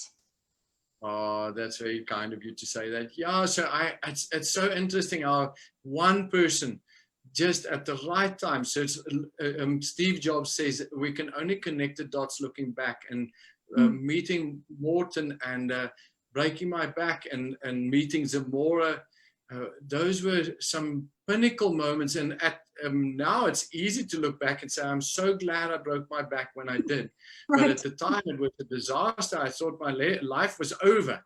My horse training career, in any case, was over as far as everyone else was concerned. And it really forced me into creative limitation. And as a result, I think that it fast-tracked my learning by at least 7 years. I think that I would have eventually stumbled upon it and would have tried it out. But I had several people, several little kicks up the backside. I had someone that I met that said in 1995 already, you have talent, but you need to get out of this aggressive mindset and the aggressive environment, and you need to develop this. And I said, yes, I hear you, but. And then it took me breaking my back to really get in touch with my female energy, or my feminine side, and really be vulnerable. And because I was vulnerable, I really had to use my brain. So instead of using more brawn, I learned to use more brain, and amazing things happened. So in retrospect, I'm very grateful, because it fast-tracked my learning immensely, that experience of breaking my back and having to learn how to train horses from the inside out. It's amazing. And it's so interesting how our limitations really force us to get very creative. And that's how I ended up building up this group and creating my online programs. And now I'm so grateful, because I'm able to connect with amazing people like you around the world. So, and just having, the accidents that I did, although they were horrible, it taught me how to work through them, and then help people and reach back and go, hey, I've worked through this. I can help you get through this as well. So yeah, sometimes the most horrible things are actually the most beautiful gifts in our lives. Isn't it? It's like, yeah, so I must say, Beth, sure, you have literally been through a lot. It's like, and I admire the fact that every day there's this big smile, because you have all the reason in the world not to smile and to be sorry for yourself. It's like, and I admire the fact that you are like a shining light, and that you are motivating other people, and that you've learned how to turn this into a positive. It's truly amazing. So thank you. It's such a special privilege to have connected, and I don't even know, it's amazing to see how the universe works, how we even met up. So I'm very grateful for this, and for this opportunity. Thank you for this. Thank you so much. I am as well. So are you good for a few more questions? Yeah, you're welcome. Shoot, it's like, I'm having fun. I love it. I love it. Let's see. So Kit, thank you for that explanation. She really liked it. Now she's following up. Explain how you would begin building a longer behavior or maintaining a behavior for longer periods of time. I believe we kind of touched upon this a little bit with what you were saying. Yes. Wait until. That's a very nice question. So I'll explain a little bit, like, just in terms of, let's maybe talk in terms of time. So initially, what we do is we reward the horses as they, so I'm going to start with something simple like this. As they touch the cone, we go click feed. So we call it 1 for 1. Ultimately, we need to hook the horse into the belief system. So the horse doesn't know what is the desired behavior, undesired behavior. So initially, it's just a process of elimination going, is it A, is it B, is it C, is it D, or is it E? Once they start going, it is definitely E. Every time I touch this, I get a reward. Then they no longer offer you A, B, C, D. That goes away by itself, and they just go A, A, A, A, A. So when they start doing this, where they go A, A, A, so they go, they touch, they get a click, they get a reward, they come back straight away and say, hey, let's do this thing again and again and again.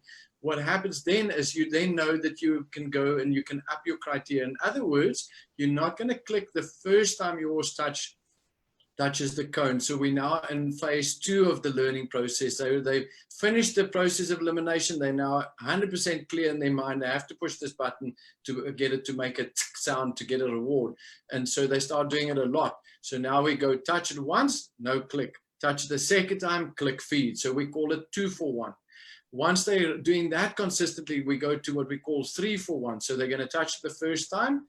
Then they look at you, why is this thing broken, this vending machine, there's something wrong with it. So they come up and they look at you, and then they go back down the second time, still no click. Go back down the third time, click on the third one. And then after that, we go in phase 4, we go on to what we call variable reinforcement. So sometimes I'm going to reward after 7 repetitions. Sometimes I'm going to reward after 2, sometimes after 11, sometimes after 5. So the one thing that your horse now knows is that it will get rewarded, but it doesn't know when. And it's part of the reason, to quickly explain, there's a very interesting experiment that the scientists did. And I'm going to ask you the question, Beth.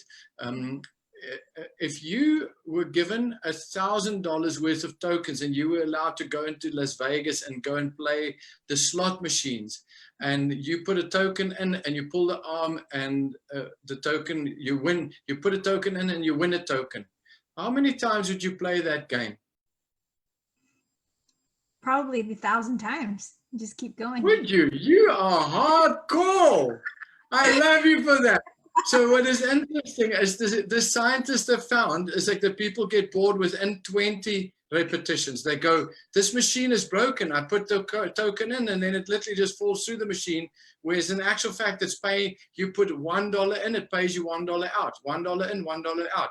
Then they go and they take, I think, their test group, and they rig the machine to work like it should, and they give them $1,000 worth of tokens as well, and they play the machine. And some people walk in with $1,000 and they walk out with maybe $35 or $50 at the end of the night, and they go, did you have fun? And they go, this was amazing. They go, do you realize that you have lost $965 tonight? They go, oh, I didn't think of that. I was just having so much fun. So the fun part comes from dopamine.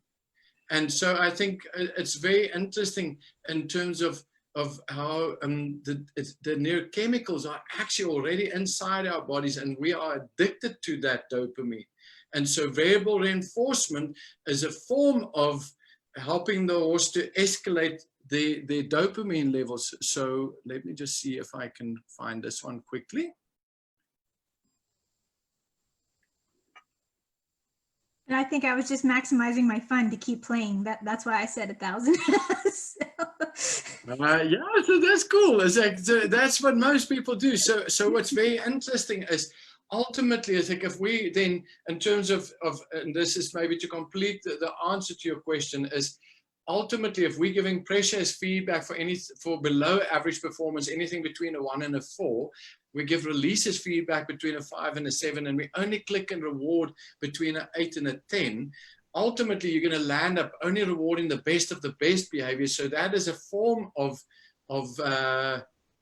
variable reinforcement. And ultimately, if your horse starts recognizing that they have to push a little bit to get to an 8, this is how we drive performance. So when I'm training Piaffe, ultimately, I don't start with Piaffe. I train a few simple elements of the Piaffe, and I make sure that the horse is consistent in each element. And then I start stringing, let's say, what I would call a sheep on a shoebox. It's called a squat when you go to a gym. Get the horses to bring their hind legs more forward and under. Then I train some hock flexions, and then I train them to do what I call Piaffe at the walk. So it's now starting to combine elements. And initially, I reward the smallest try. So all they have to do is try, and they get the money. So their performance is somewhere here, just like at a 5 initially, and I'm going, good, well done, click feed. But as they get more and more consistent, I no longer click for a 5. I now expect a 6 or a 7. And in time, I go, if it's not good enough, I'm going to literally just give them a break. So you'll see in Jack's forms that when he's done well, I don't always click him. Sometimes I just come to a standstill, and then I just release the rein, and he stretches all the way down like we did with Pepper the other day. Just stretch, just stand there, take a little break, take a deep breath, then I pick him up again, I shorten the reins, I lift a bit up in the mouth, and then I ask him again. And normally by the 3rd time, if you ask them to do it again and you haven't clicked and rewarded, they start going, hey, I really want the money. So they put a little bit of extra effort, and then we click, and then we give them a reward, and that's how we drive performance.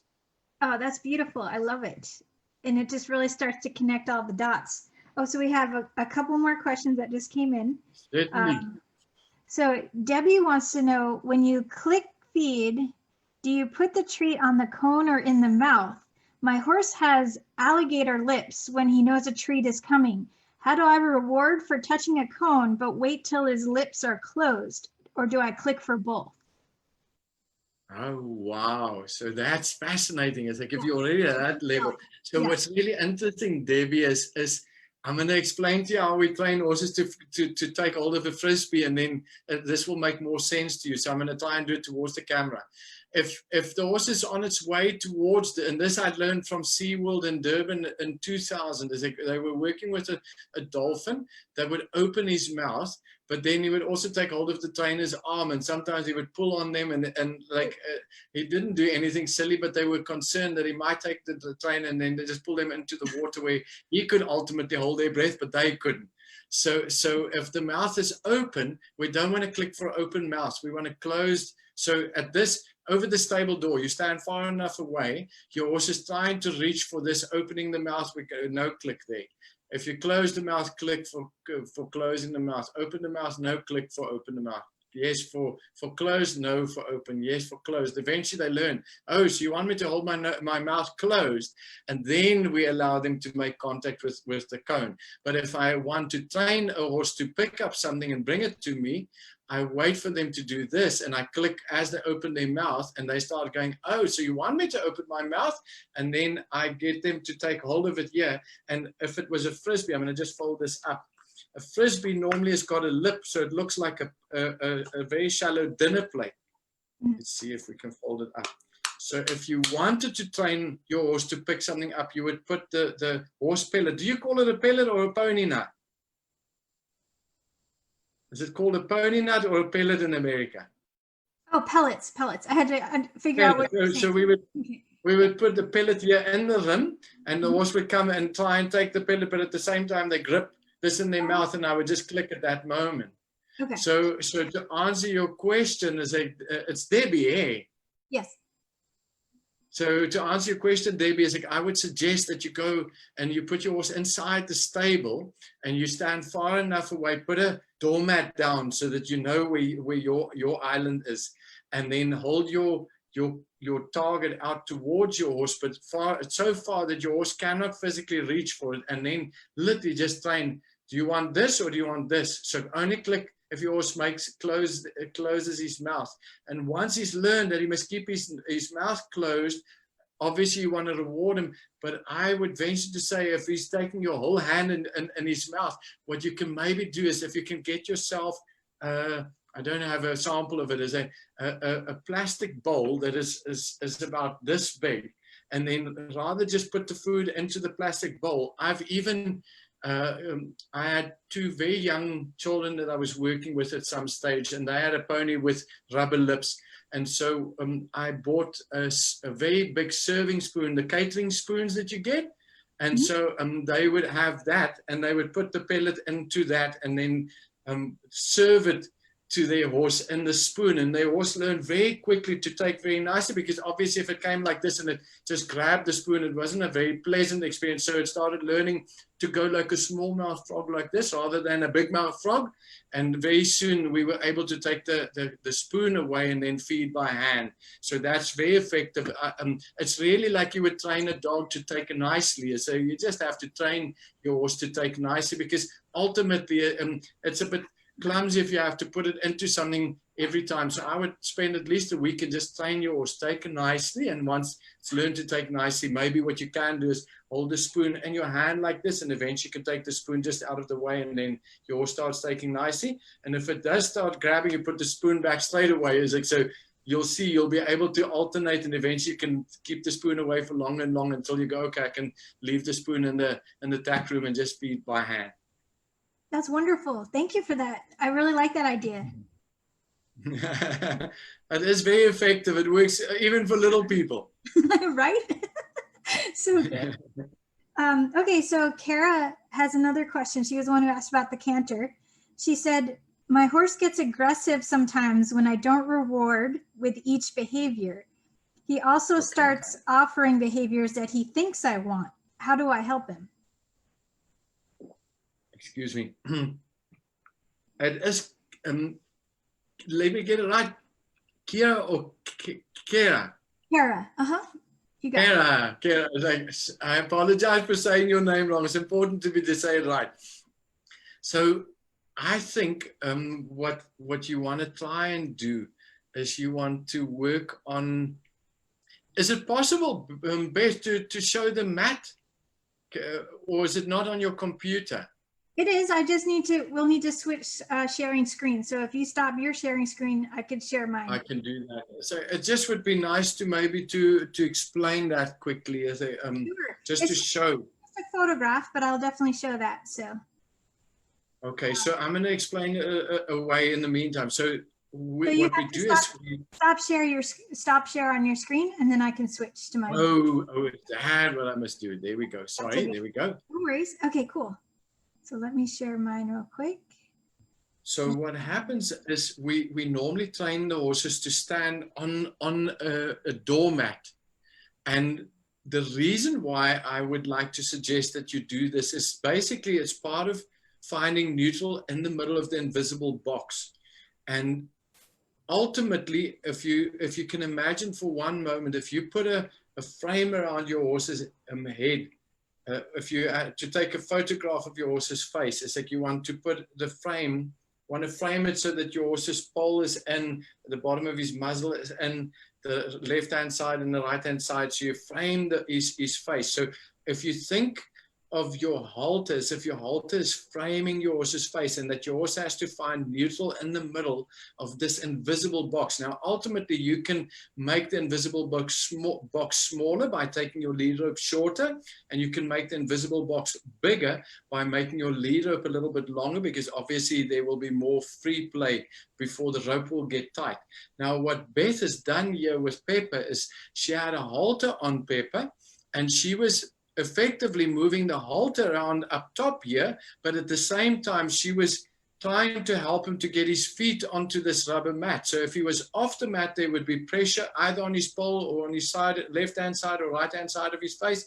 The moment he put even one foot, tried to touch the mat, she would click and then automatically let go of the snap of the lead rope and then reward him. So for Pepper, what started happening is that there's this sense that there's this invisible box that he cannot see, but he can feel it. So every time he steps back, there's pressure, but when he steps forward towards the mat, the pressure goes away. When he steps to the left, there's pressure. When he comes back to the middle, the pressure goes away. If he steps to the right, pressure is there, but if he goes back to the middle of the mat, the pressure goes away.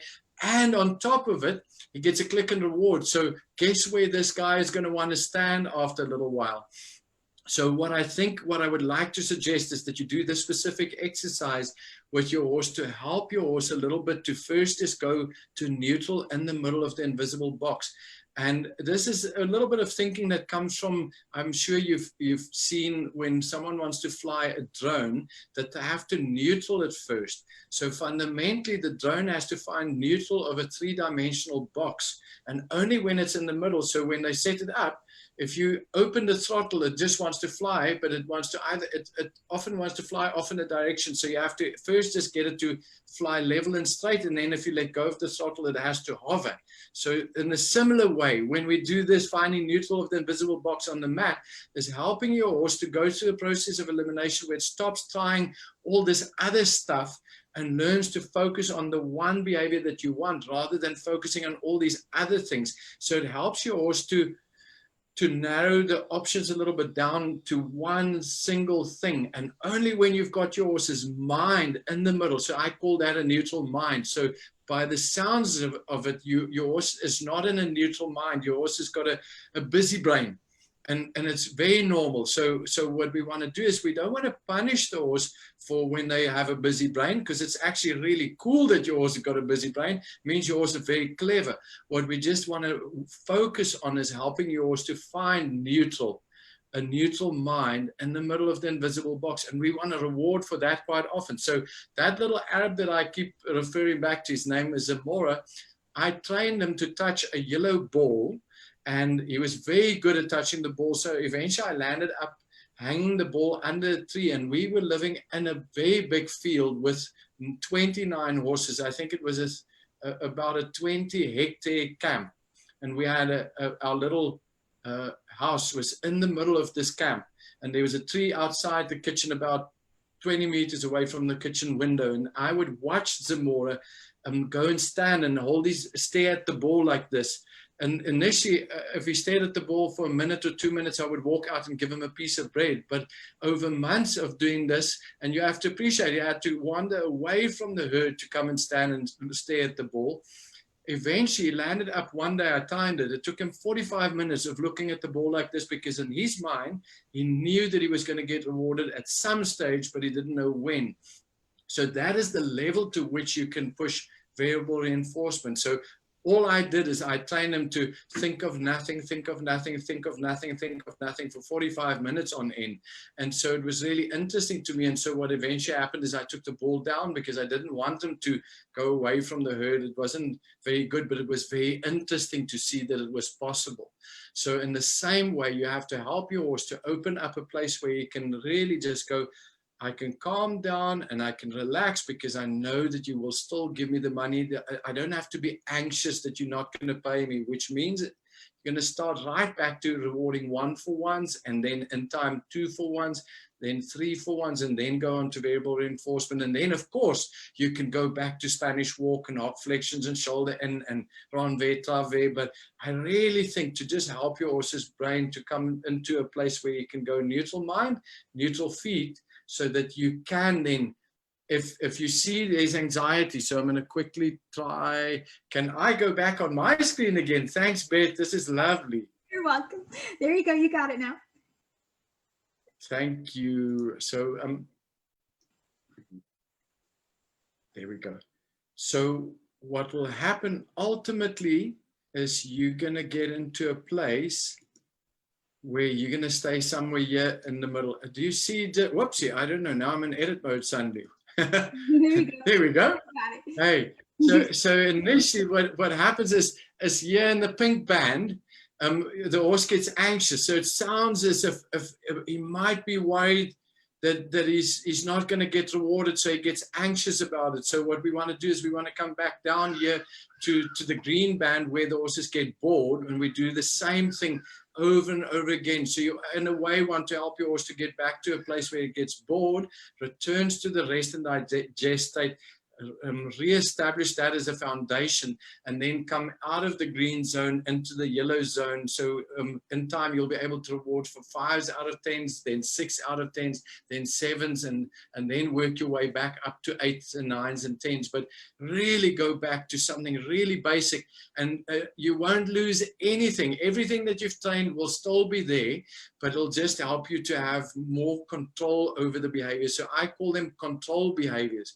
So by default, when I start over the stable door to target, and I train the horses to stand on the mat. Those are my control behaviors, because it helps me to get the horses on the mat into what I call neutral feet, and then on the target into a neutral mind. And from there we can then start developing. But the nice thing is, if the trainer, the client, and or the horse becomes anxious or overexcited or overaroused, we now have a way to say, when in doubt, just go back.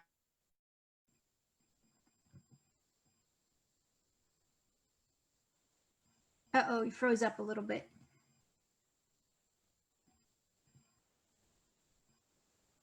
Let's see. You never know in the technology.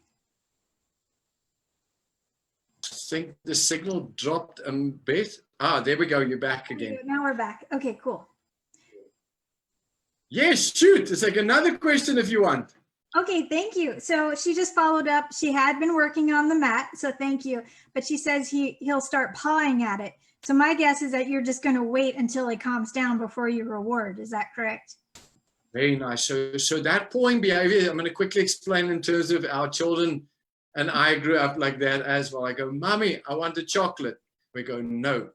Mommy, I want a chocolate. No. Mommy, I want a chocolate.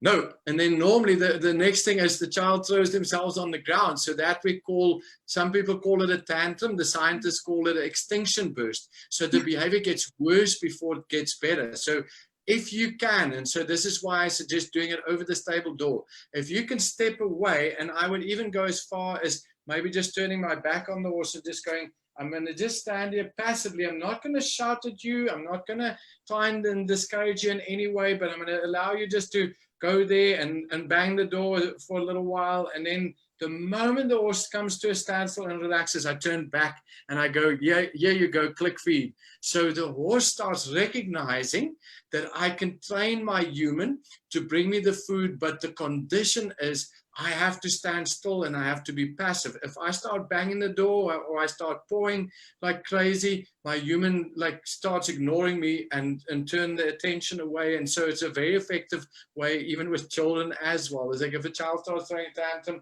break eye contact and just go there and just be passive. So we don't try and discourage it. You're welcome to experiment with that behavior. Do whatever you feel might work for you. Try, fail, learn, improve. So that's what we're basically allowing the learning process to happen, because if you keep trying to discourage it, your horse will never really learn for himself that he can calm himself down, and that's the behavior that's going to get the reward. So I think what I can suggest is go back to the stable for a little bit, maybe try and put the mat. You will obviously roll the mat up.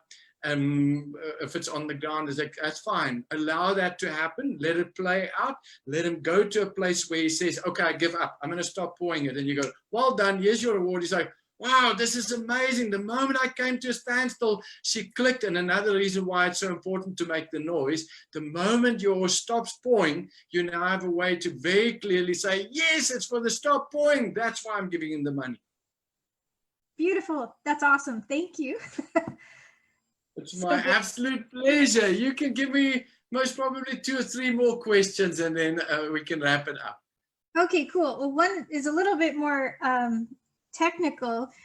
There was someone, cool. Her name is Dee, and Dee was asking in the group, She has a horse that seems to take really long strides, and she wants to know some basic ideas on how to encourage him to collect. And she also wanted to learn more about shoulder in, shoulder out. So perhaps you want to talk about your 6 connections and tie into that, whatever feels good to you. Yeah, no, I like that. That's a very good quality questions. Dee gets good quality answers. It's interesting that you have a problem with 2 bigger strides. Most people have a problem with 2 shorter strides. So that's really exciting for me. She does a lot of, I know she does a lot of trail riding. So the horse likes to move out, which is beautiful. Okay. I'm going to just try and find this one quickly. I think so. I'm just going to go up here. Okay, so let's talk about the 6 connections. When we sit on our horse, everything above our belt controls everything in front of the girth, and everything below our belt controls everything behind the girth. And it is something that I have refined down to something that I call the 6 connections. So the 6 connections is quite literally, your left hand is connected to your horse's left front foot. Your right hand is connected to your horse's right front foot. Your left leg is connected to your horse's left hind leg, right leg to right hind leg, pelvis to pelvis, shoulders to shoulders, 6 connections. So it's really important to have that picture in your mind. Now, ultimately, these are not physical, tangible connections. So if it was physical, tangible connections, we would literally have to tie a piece of baling twine around your horse's fetlock and hold it in your left hand to lift the left front foot up and extend it forward, and then tie a piece of string around your horse's right front foot, so like Pinocchio. So ultimately, the connection that we have is a mental connection between our body and the horse's body via their mouth.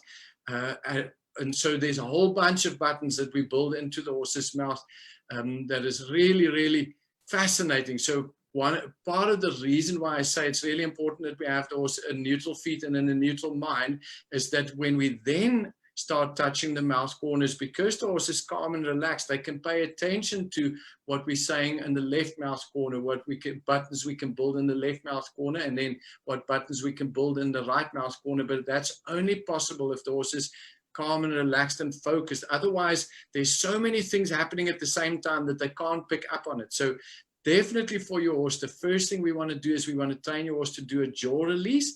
And I have explained it in Jack's film in spring season. Its jaw release is very nice to go and watch that, because I go into the detail of how to do that. Then the second behavior you want to train is to get your horse to stretch forward down into a connection, which is literally the same cue, but we're asking the horse to do a little bit more for the same cue. So instead of just releasing their jaw, they now have to stretch forward and down, uncontract their dorsal neck muscle and uncontract their back. So this is where you are already at. Your horse is so relaxed over its back that the legs just want to swing. The next step up from once you have a nice connection with your horse is you want to start lifting the bit up in their mouth, and you want to lift the pole. So that's all also explained in Jack's films. When we start asking the horse, lift the pole up, ultimately, if you lift the pole, when the pole becomes the highest point, then the horse's neck lifts, which lifts the base of the neck. And then if you think of the ring of muscle, so the ring of muscle in my mind, to explain a little bit how I see it, in a horse's shoulder, if you look at a bicycle, if I compare a horse to a bicycle sprocket, the front sprocket is in the shoulders and the back sprocket is in the hindquarters, and then the ring of muscle is like the chain that connects the front sprocket and the back sprocket, and then the neck is like the pedal. So if you lifted the pedal up and you started back pedaling, ultimately as the neck comes up, it rotates the shoulders backwards. But because of the ring of muscle, the pelvis also rotates. So this is how we train the horses to shift their weight to their hindquarters. So initially we do an exercise that I call tailbone down. So we're literally asking them just to shift. So as they stand, when they're standing static, 60% of their weight's on their front feet and only 40% is on their back feet, because the weight of the head and their neck is sticking out in front of their shoulders. So what we fundamentally have to do to help your horse to find an even balance between the front feet and the back feet is actually to help your horse to rebalance. So by lifting the pole up, you'll start seeing that your horse shifts its weight until it's 50-50. And reality, there's 25% of its weight on its right front foot, 25 on the left front foot, 25 on the right hind, 25 on the left hind. That's ideal, and we practice that at a standstill. So everything is trained at a standstill as a static exercise, training the answers before we ask the questions. And then from there, I would push a little bit more up. And if your horse is very clear in its mind to stand still and just weight shift, you can push the tip of the buttock over the hock. So that's how I train them to get their hind legs more forward and under the deepest part of the saddle where your weight will be. So that's how we train. The old masters used to call it a sheep on a shoebox. I call it a sheep on a or they call it a goat on a mountain. I'm now getting confused. Is like they call it a goat on a mountain. I call it a sheep on a shoebox. So we're getting the hind legs engaged forward and under, because that's ultimately what collection is all about, is to help the horse to understand that we need them to bring their hind legs under their torso so that they can lift their torso up, and ultimately we're sitting on top of their rib cage, and if they're able to lift their torso, they are able to in time lift the rider as well, and that's where collection happens. So I would train all of that in preparation before we start saying to the horse, now slow down, rebalance, put your weight to your hindquarter, because chances are if your horse is really striding out and you try and pull back in the mouth, you are effectively creating opposition reflex. So the more you try and block your horse in the mouth, the more you're giving it something to push against. So your horse is going to try and extend and get longer in its stride instead of shifting its weight to the hindquarter first. So fundamentally, you have to train the answer. So you have to train piaffe. I've literally just explained all the prerequisites for piaffe. So that's all in Jack's. If you go, I can't remember exactly which one. If you look at the in-hand journey with Jack, you'll see there is the process. There are specific ones, and they're quite well marked. Go and look. They're quite well marked, and there's an explanation with each one, so you'll find the correct one. So I would definitely suggest that you train the prerequisites for the piaffe, and I would even go as far as actually training the piaffe, because then when you start lifting your hands up and you bring the pole up, your horse will have a button to say, oh, thank you. Now I understand what that means. If you lift the pole up, you want me to shift my balance to my hindquarter and engage my hind legs more forward and under, whereas at the moment, your horse's hind leg is most probably more pushing out behind instead of engaging. So the one hind leg on this horse is actually engaging, whereas the other hind leg is pushing. So we want both hind legs to come more forward and under ultimately, and then you have a better balance, and then you can slow it down. Beautiful. And what Jenku has been referring to with his different seasons is actually his website where I discovered him. It's called Adventures with Jenku. And I actually put a link underneath in the comments for you guys to find, but I'll also put another link in the group later. So if you guys want to check it out, you can get them video by video. You can get them by each category, or you can get all of them. I suggest getting all of them because they're so invaluable. I really have learned so much already just by watching. And then, of course, now I'm getting to have remote lessons with Jenku. We've been practicing that so he can start helping people all around the world in real time. And that's been so exciting. So we've been playing with all the tech for that to get that going. Thank you for all of this. I think I want to finish up with one more question from what we came up with yesterday, my husband and I. And Charlie, he's so clever. He said, let's ask Jenku, is there a question you wish someone would ask you? Wow, I've never thought of that. Now that is a good quality question. Oh, wow. Okay, so this is really taking it to the next level. Okay, if I would like for people to ask me, what does dressage and horse training look like in 2150? That's a beautiful question. What would it look like for you?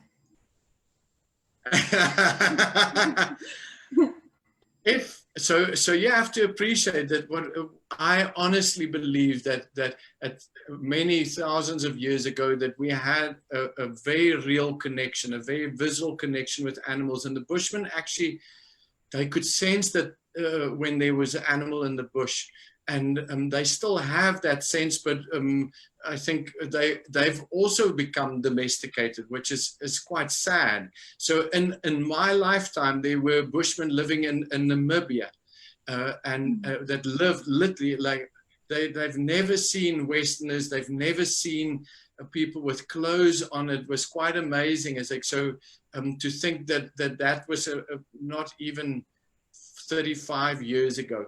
And so what has happened is, as we become more and more evolved, is like we are more and more moving away from our connection with the environment. And I see our connection with horses is something that's very special, because we get to practice on a daily basis the connection between the thinking brain of a human and the feeling brain of a horse. And like I said earlier on, even with our own feelings. So it's not just as if we are disconnecting from the animals. In a way, we are disconnecting from our own feeling brain.